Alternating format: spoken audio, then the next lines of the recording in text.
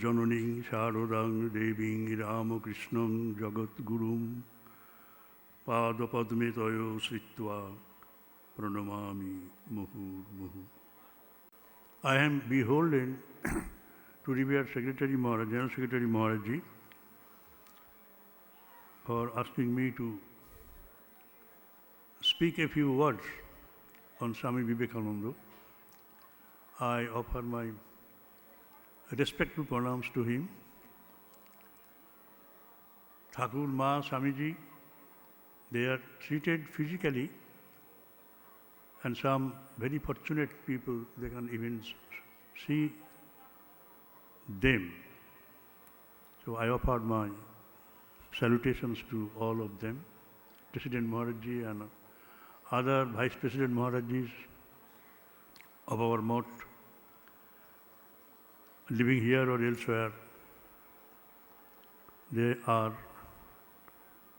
to be respected by one and all, and I join my own revered President of this afternoon's meeting, Srimad Swami Bodho Saranandaji, the speaker brother who spoke in Bengali just now and mesmerized you, not only by his oratory, but by the very rich content of the speech. He culled from the writings of Swami Vivekananda.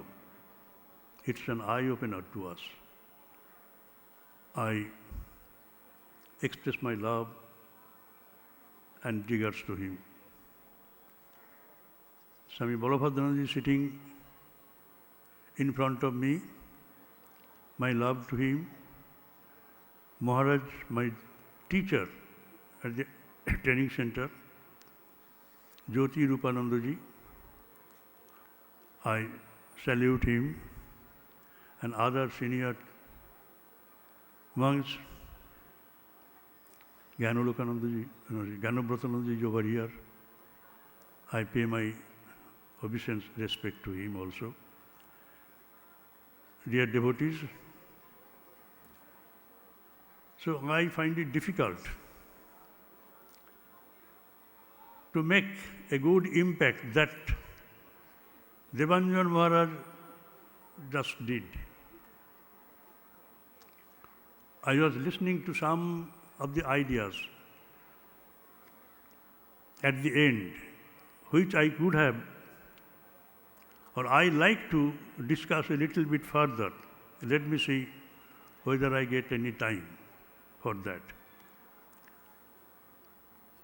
Now, Swamiji once said, with much conviction, my Guru Sri Ramakrishna is the source of everything I have become, and everything that will happen in the world in future.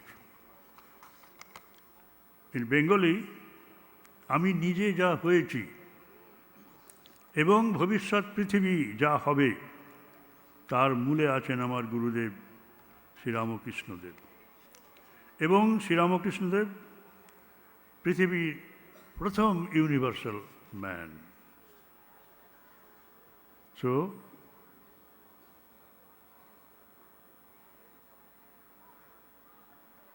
my Guru is the source of everything I have become and everything that will happen in the world in the future. And Sri Ramakrishna was the world's first universal man. There was none before him, but we can very easily put Swami Vivekananda as the second one. There was nothing new that he created.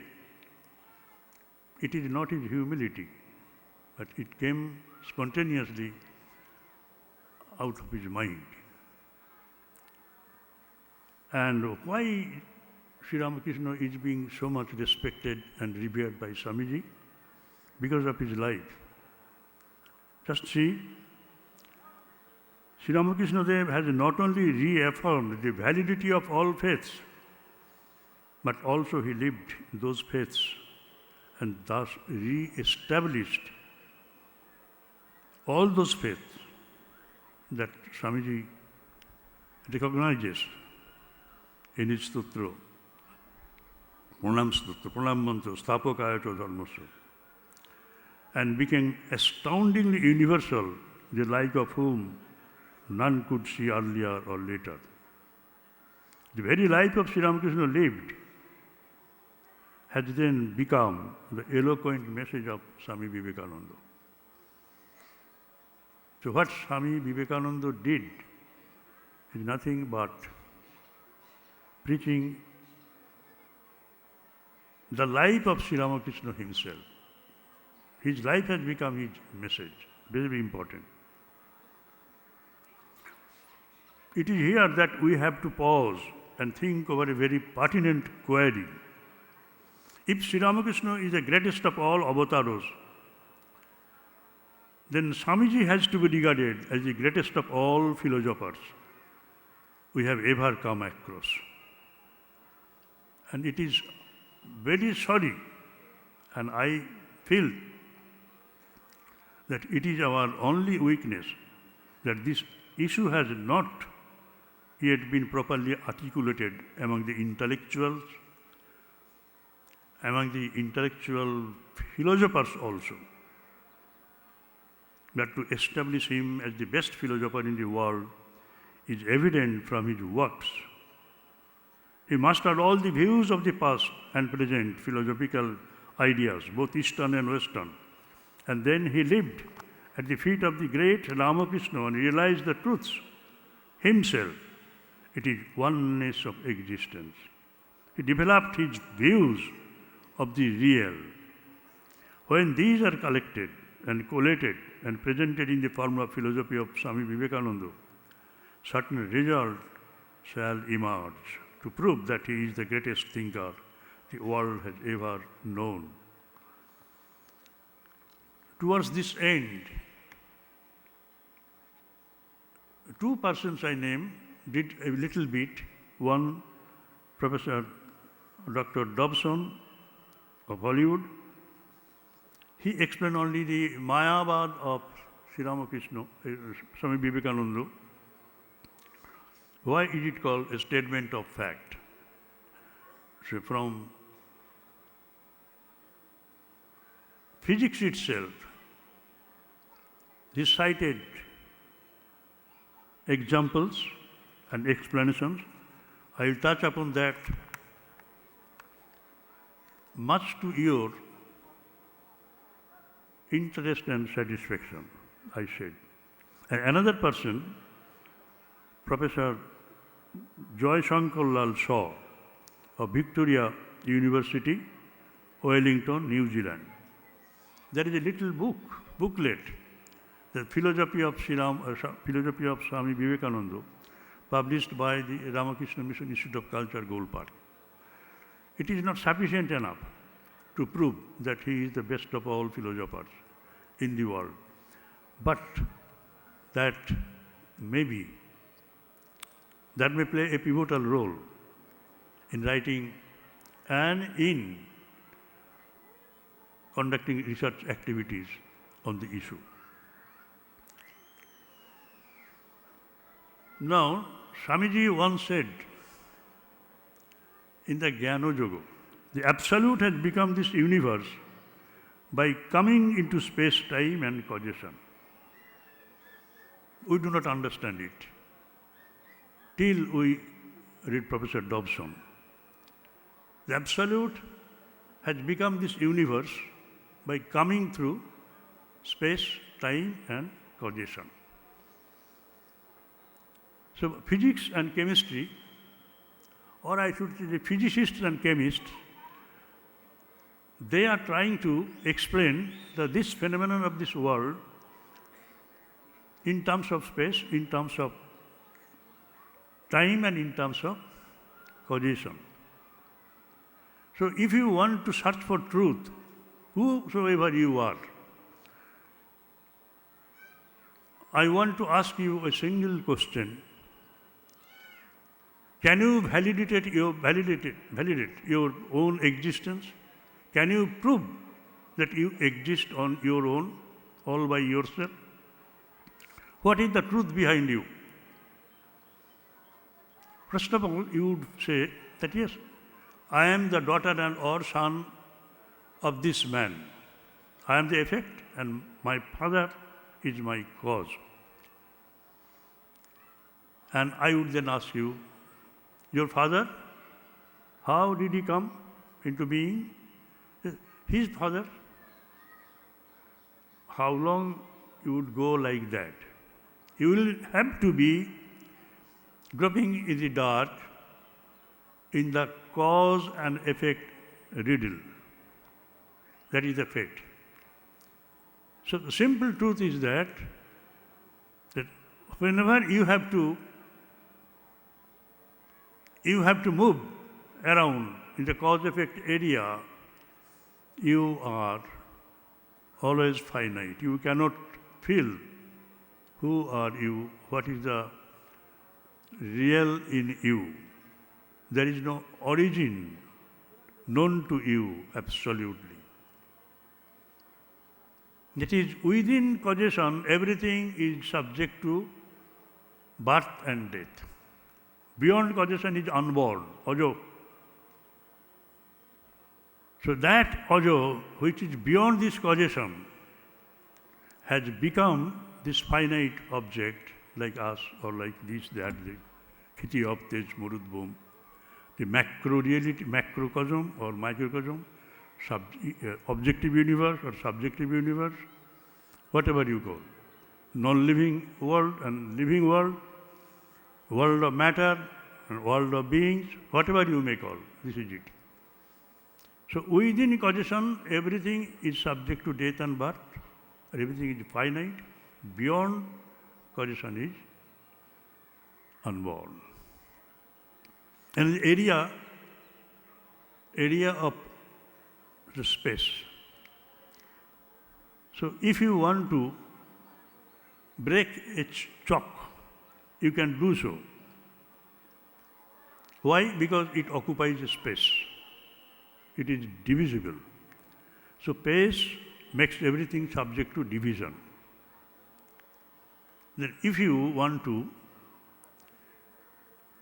know the truth behind this chalk,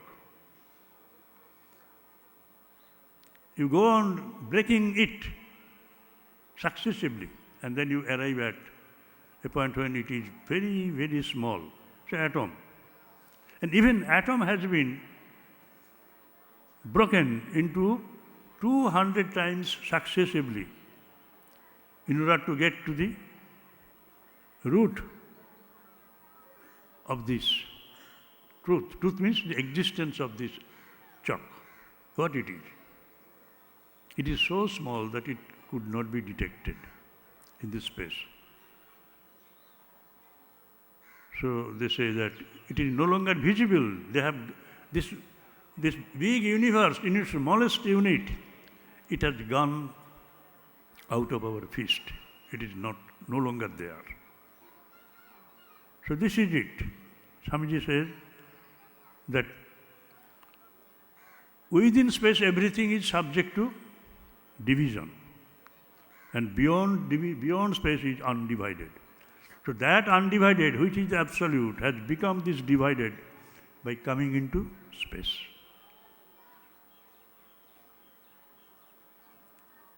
So in the real world surrounded by space, causation and time, I am coming to time now.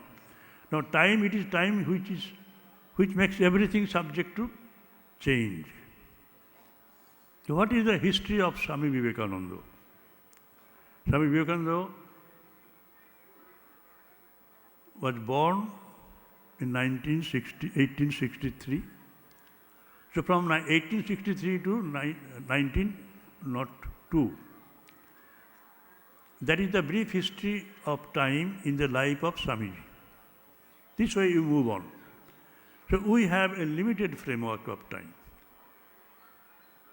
And within time, everything, we are changing. We are born, we grow, we attain maximum, and then we start falling, and then decaying, and then we go out. We're subject to 6 forms of modifications. Sarabikarer Odhin. So what is the say history of time for the universe as a whole? They formulated it in this way, that universe started with a big bang, 0 time, to 0 time when it would vanish with black hole. So there is a book, little book, small book by Hawking Stephen, The Brief History of Time. I first read it and then laughed within, because it has dealt with nothing serious. And Swamiji says, for the first time, in 1894, when development of physics didn't come to this size. And he said, the absolute has become this universe relative by coming into space, time and causation. Very interesting. It is all physics or chemistry. It is called Desh, Kal and Nimitto. Shankaracharya told it long, long ago.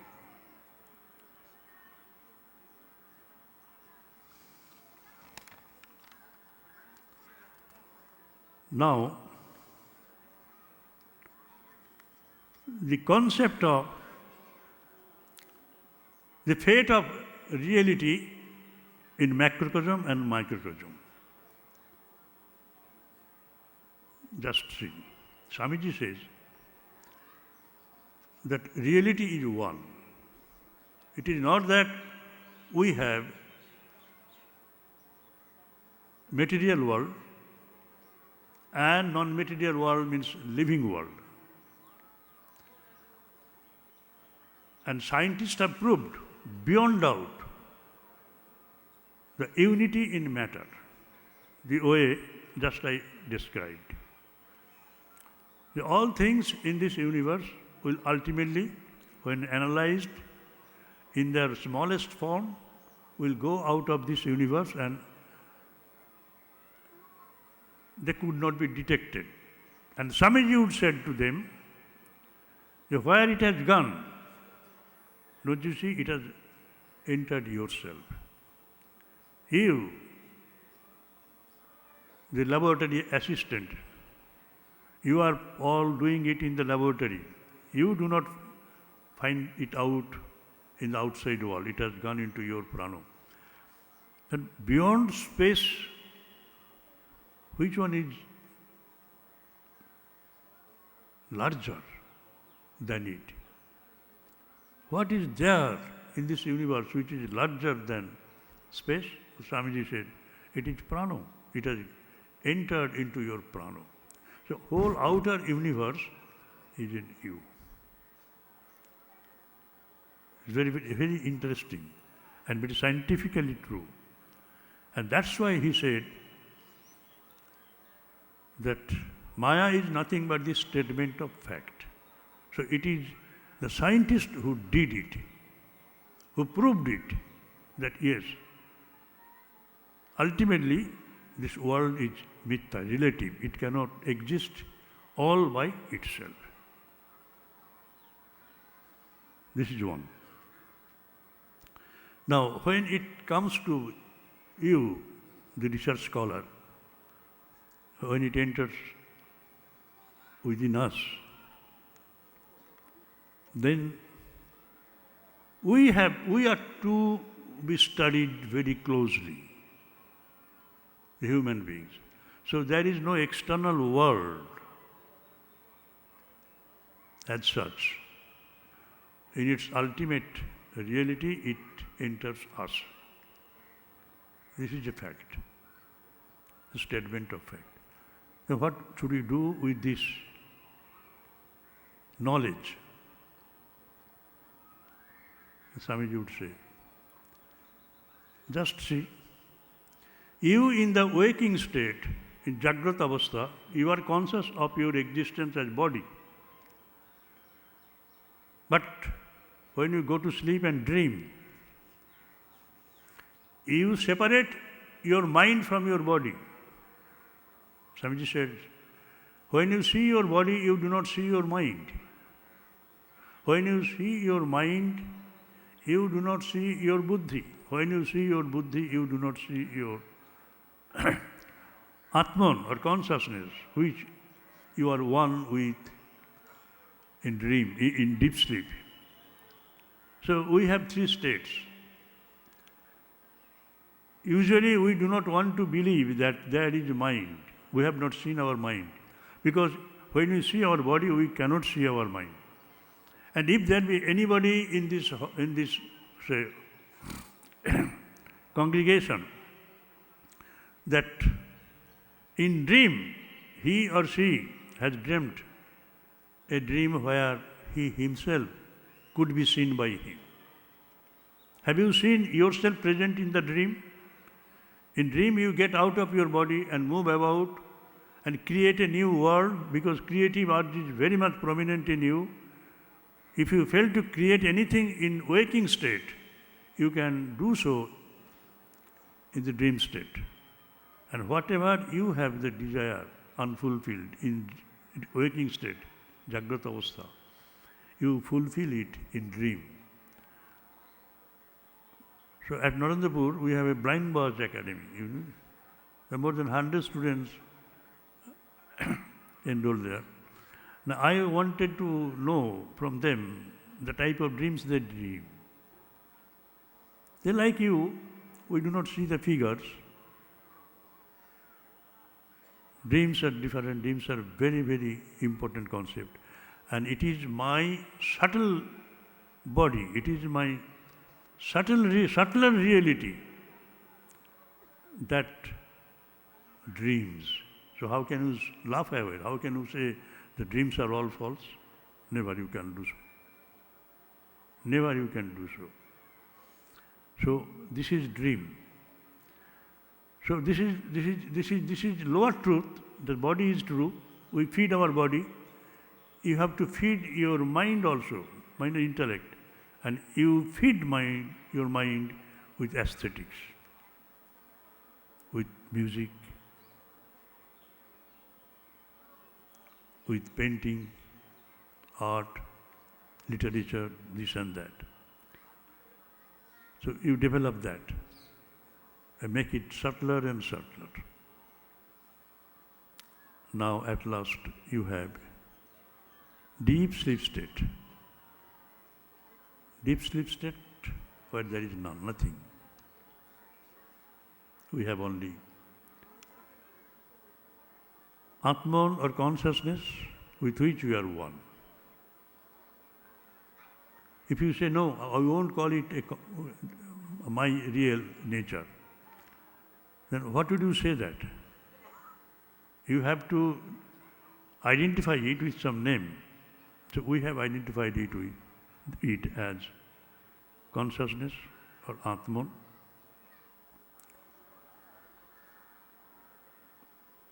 So you just see in the waking state, the dream state, and the deep sleep state. We have these three states, and ultimately we are all one. This is, we are traveling from the inanimate objects. You started with the macrocosm, macro reality we started. It enters us, and then we started studying our own body. Then we come to mind, prana, this and that. So it is a continuously long search for our existence, and we become one. That's why Swamiji wanted to tell us that you exist only in the I. You exist only in the I.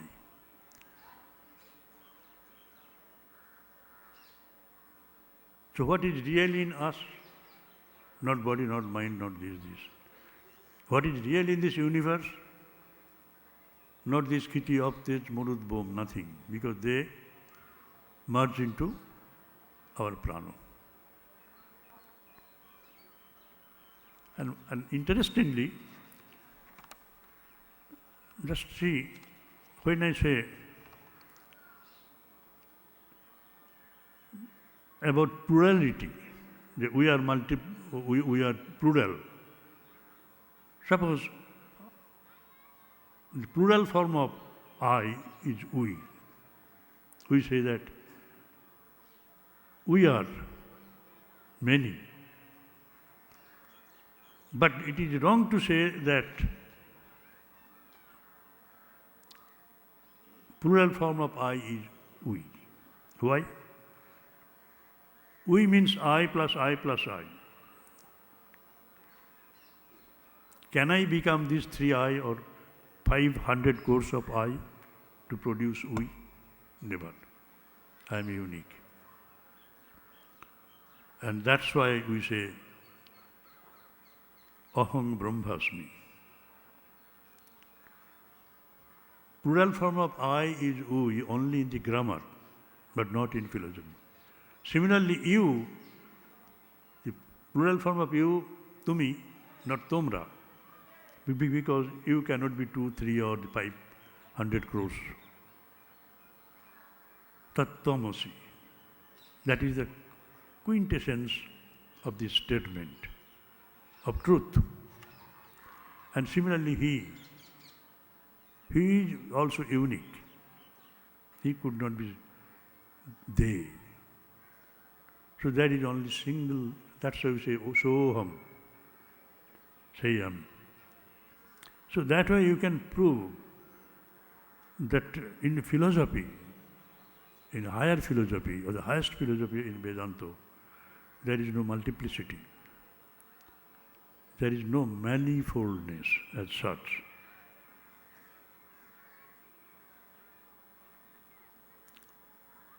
So this is the position of the real in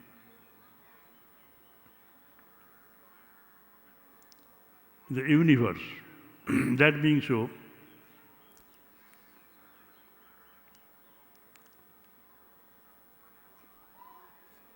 the so-called, I should say, philosophers of the world, starting from, say, Aristotle, say to Derrida also, they had dealt with this physical universe alone. Mind that. That Swamiji had the opportunity to know everything they had, plus the beautiful analysis of the real in the world from the Vedanta study. So that's why it is Swamiji and Swamiji alone who can resolve all the discrepancies that are still lingering in the philosophical dialogues. For example, they speak in terms of dichotomies.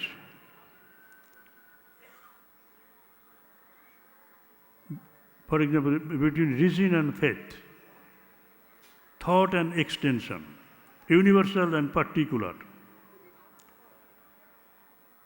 There is nothing particular. From particular follows universal.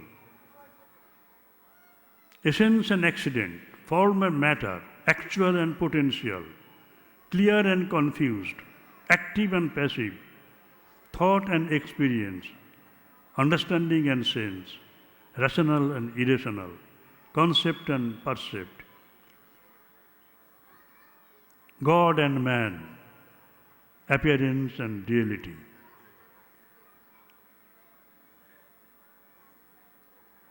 Competition and cooperation.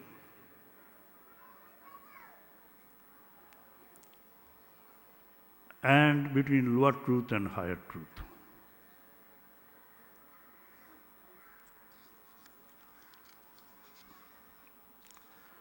Now Swamiji has given a very interesting explanation of the goal of our realization. So we know from Sri Ramakrishna the goal of human beings, our goal is single, and it is realization of God. This goal of God realization, according to Swamiji, has two aspects. You have to know and live all the lives at the subhuman level and be educated. And second, you would also have to live all the lives that lie in the future till you receive the Buddha birth and be called Jivan Mukto. So this is very interesting. Swamiji says that you have to live all the lives at the subhuman levels. Living at the subhuman levels, even in this life. How strange. And when his listeners objected, Swamiji says, why we live all the subhuman births in the mother's womb? Just remember that our mothers received the amoeba-like seed from our fathers in the womb. And we, the offsprings, we start our journey from amoeba and then grow as days gone by. Starting from microbes, insects, earthworms, as embryos. Passing through these stages,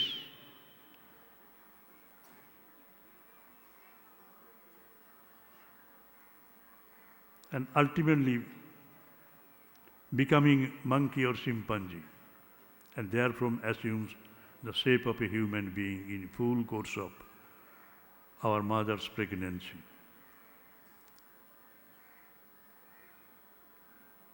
In the common parlance, we are told that we are coming from monkeys or chimpanzees. They are our forefathers. What is the explanation of that statement?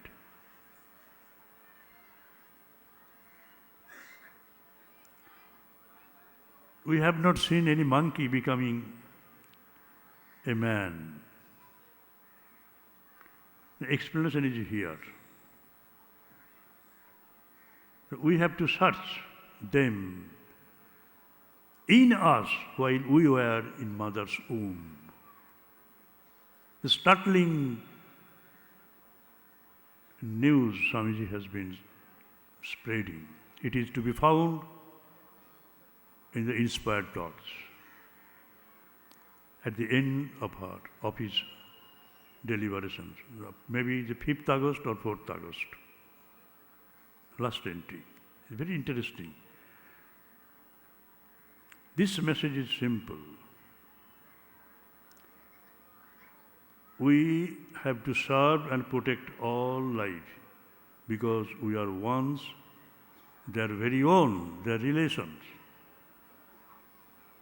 While we were in the mother's womb, we were like insects, this and that, everything. Brahma hote kit paramanu, sabba bhuta sei premomoy. They are our very own bodies, even in this life.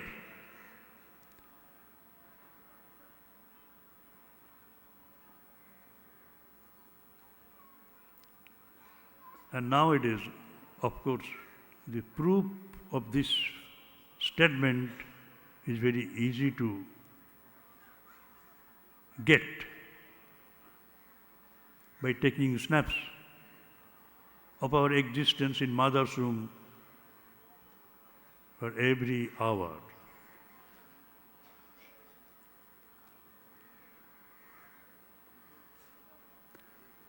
So that consciousness alone exists. And we cannot disturb any of the living creatures and non-living creatures as well, because there is no distinction, proper distinction between matter and man. And this consciousness, the consciousness of an earthworm, when it goes to sleep, it is one with consciousness. When we go to sleep, we are one with consciousness. But is there any difference between these two consciousnesses? No. Only in degree. There is no difference. Consciousness is one, its plural form is not known.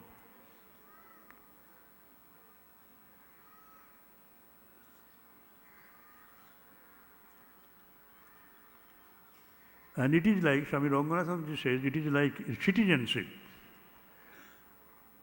Citizenship cannot be made half or 1/4 or 1/3. It is full one. So consciousness is one.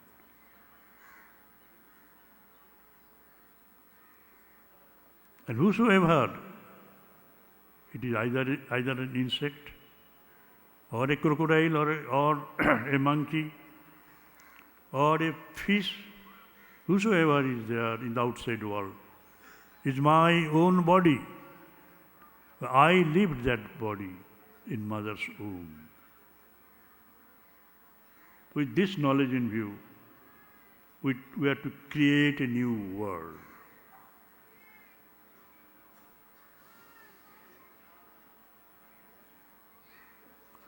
So we make a fake distinction between you and I. And that's why we become selfish. But we have no way to be selfish. We have to become unselfish. So our principles of ethics are justified by reason.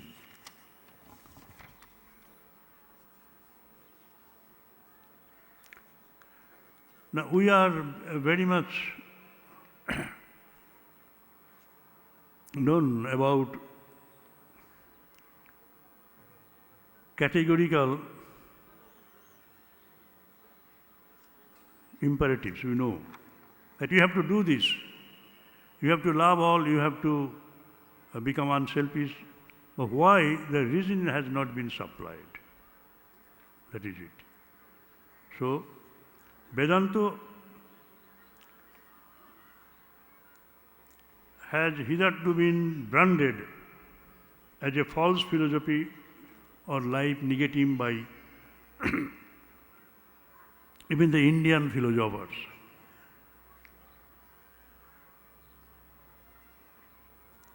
But it is Swami Vivekananda who brought a sea change in the heart of this issue and made Vedanta a saving succor. This is all because of Swamiji's interpretation that man is God and serving man is serving God, because they are our very own. So whatever you have earned and accumulated